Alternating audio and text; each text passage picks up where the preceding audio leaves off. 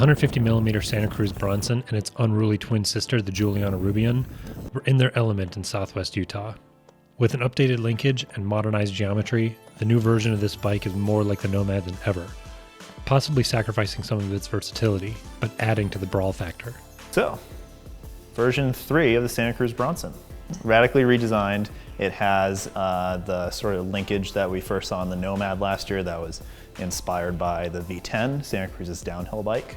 I kept going back and describing this bike as like a trail brawler because it's a 150 mil travel bike, right? Yep. 150, 160.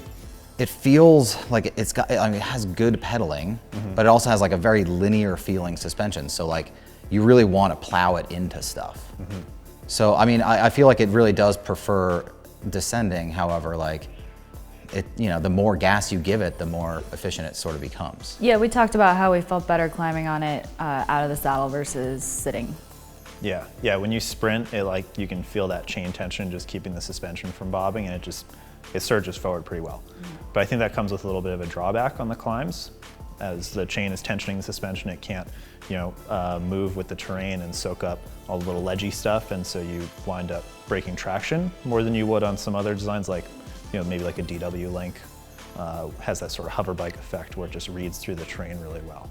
Yeah, I definitely noticed some shortcomings on the ledgier climbs. So it has a fairly slack head tube, which I felt made it feel less easy to pop over rocks on the way up. It felt like it really wanted that front wheel to stay on the ground, which can be a good thing or a bad thing depending on your style of riding.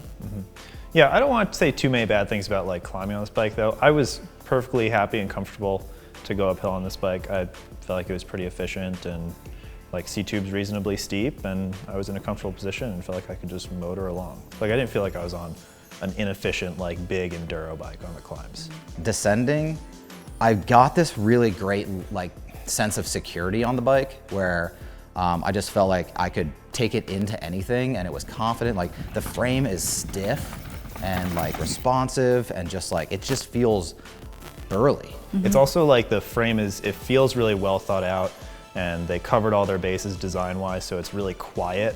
So like a lot of bikes, they've got the capability to like plow through things, but there's all this noise happening and you kind of feel like you're breaking the bike. Yeah, but it's Like distracting. something's gonna fall off. Yeah, but this is like so quiet and it's just there and stiff that you feel like you can just sort of handle it through things. I feel like that's consistent of most Santa Cruz bikes. I feel like they're really well put together and snug and stiff, and that's something that this bike has as well. VPP is Santa Cruz's signature suspension system, and the new linkage creates a straighter leverage curve. Still, some testers thought it fell short on seated climbs, especially with its newly slackened geometry, but it makes for consistent and confidence-inspiring descending. So I've ridden a Bronson or a Roubion for many years. Well, I love this bike because it's a great do-everything bike. Like you can take it on big long trail days, or you can go into the bike park. It's sort of the sort of bike that will make you want to try bigger and bigger things because it gives you that confidence to just like throw it off of things, and you know it's going to track well when you land, it's going to be consistent, and I think that's something that this bike definitely still excels in. Yeah, I do agree, and it gave me this really good level of confidence, but for some reason my rub is like, I did like the linear feel of the suspension, but I did feel like off bigger drops and things, I was going through it quicker. Yeah, what'd you say, the mid-stroke wasn't as supportive Yeah, as you it sort thought? of felt like the mid-stroke support. I mean, like, if you go on their website and check it out, it says, oh, we've got more mid-stroke support than ever with this new linkage, with the new shock placement and stuff. And I think that's true based on their previous stuff, but based on other bikes I've ridden, I feel like it's not as supportive as I want.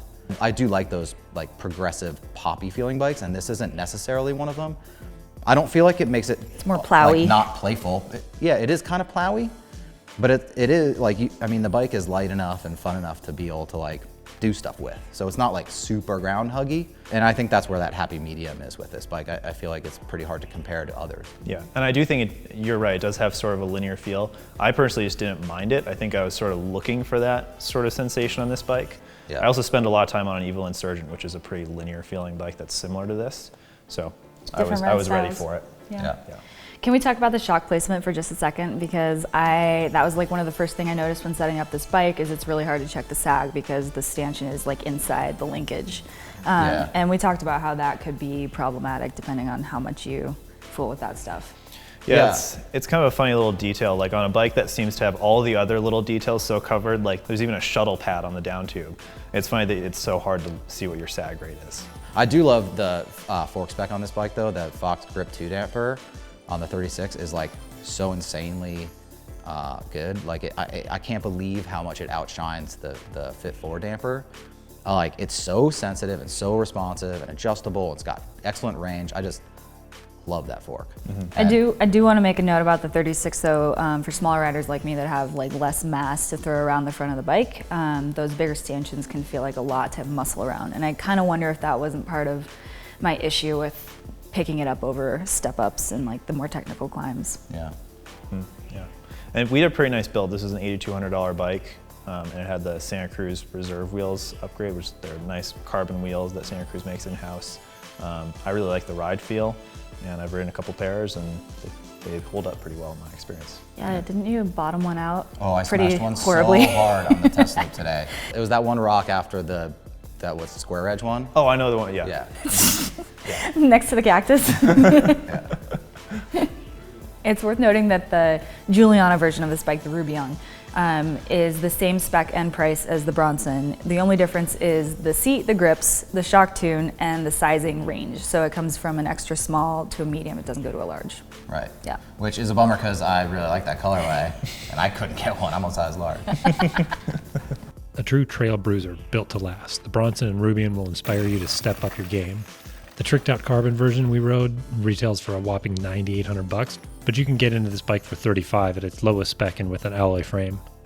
To read the full review and to see how the other contenders in this Bible of bike test stacked up, head over to bikemag.com.